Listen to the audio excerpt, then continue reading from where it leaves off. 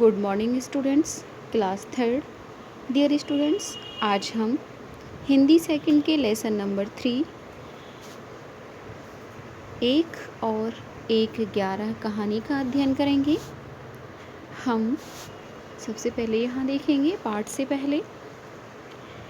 पहले कहानी में जीव जंतुओं के माध्यम से एकता के महत्व को दर्शाया गया है।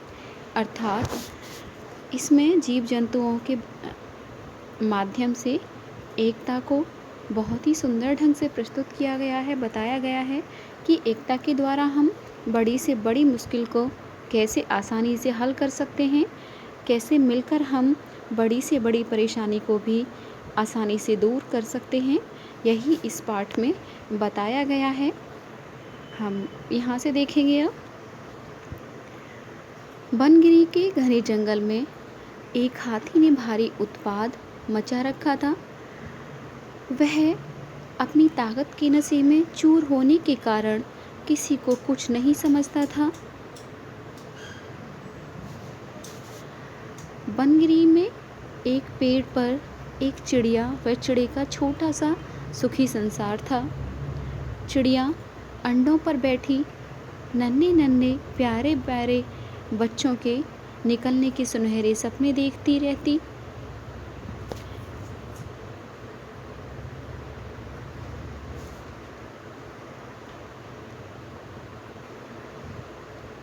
एक दिन क्रूर दुष्ट हाथी गरजता चिंघाड़ता पेड़ों को तोड़ता मरोड़ता उसी ओर आया।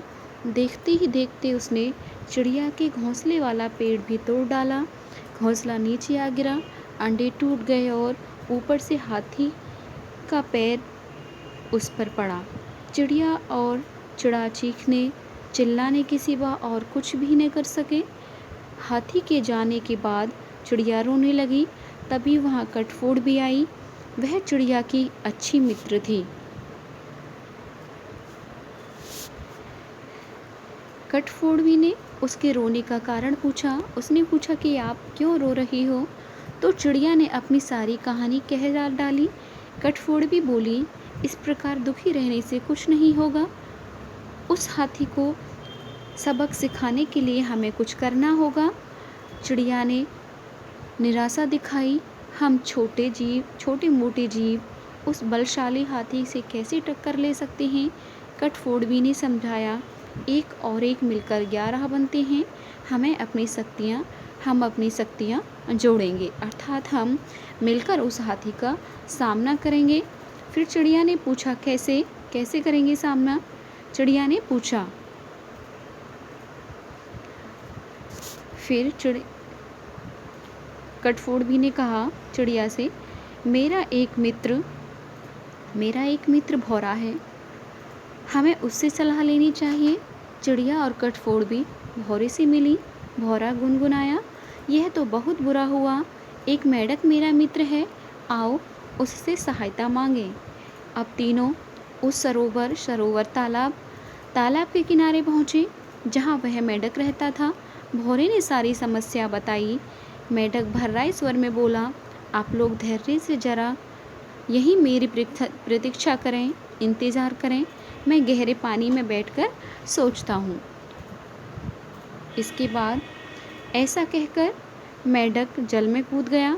आधे घंटे बाद वह पानी से बाहर आया तो उसकी आंखें चमक रही थीं।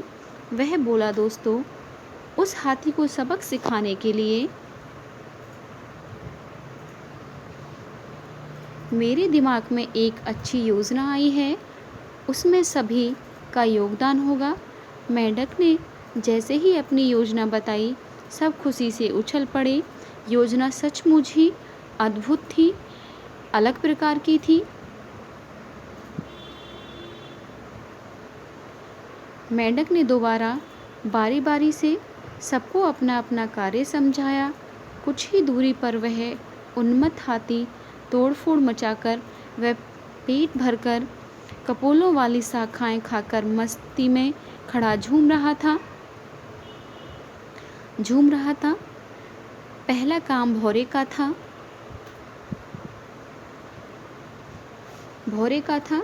वह हाथी के कानों के पास जाकर मधुर राग गुंजाने लगा। राग सुनकर हाथी मस्त होकर आंखें बंद करके झूमने लगा, अर्थात उसकी मीठी मीठी आवाज़ को सुनने लगा और उसमें झूमने लगा। तभी कठफोड़वी ने अपना काम कर दिखाया। वह आई और अपनी सुई जैसी नुकीली चोंच से तेजी से हाथी के दोनों आंखें बींध डाली, यानी कि आंखें फोड़ दी। हाथी की आंखें फूट गईं। वह तड़पता हुआ अंधा होकर इधर उधर भागने लगा। जैसे समय बीतता जा रहा था, हाथी का क्रोध बढ़ता जा रहा था, उसको गुस्सा बढ़ता जा रहा था। एक तो आंखों में जलन और ऊपर से चिल्लाते चिंघाड़ते हाथी का गला सूख गया। उसे तेज प्यास लगने लगी। अब उसे एक ही चीज़ की तलाश थी, पानी। उसे प्यास लगने लगी तो वह पानी को खोज रहा था। मेंढक ने अपने बहुत से बंधु बांधवों को इकट्ठा किया और उन्हें ले जाकर दूर बहुत बड़े गड्ढे के किनारे बैठकर टर्राने के लिए कहा। सारे मेंढक टर्राने लगे। मेंढकों की टर्राहट सुनकर हाथी के कान खड़े हो गए। वह यह जानता था कि मेंढक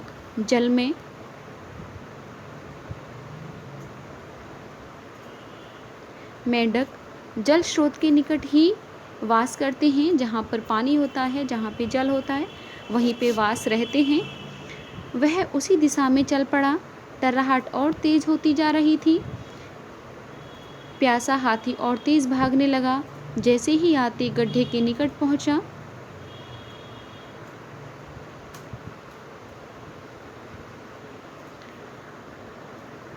मेंढकों ने पूरा जोर लगाकर टर्राना शुरू किया। हाथी आगे बढ़ा और विशाल पत्थर की तरह गड्ढे में गिर पड़ा।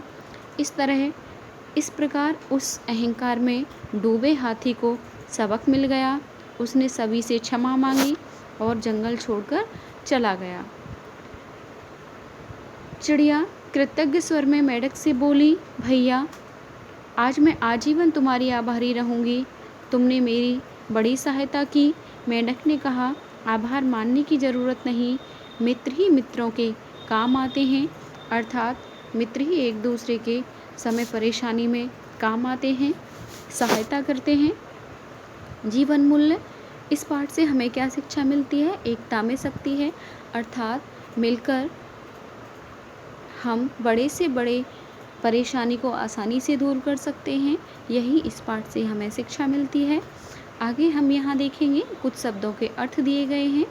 इन शब्दार्थ को अपनी फेयर कॉपी में लिखेंगे और लिखकर याद करेंगे।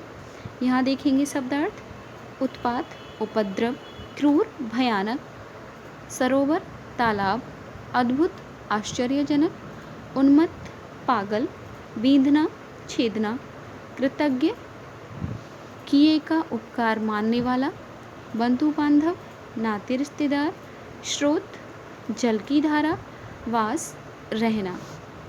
डियर स्टूडेंट्स, आज हम यहीं तक पढ़ेंगे।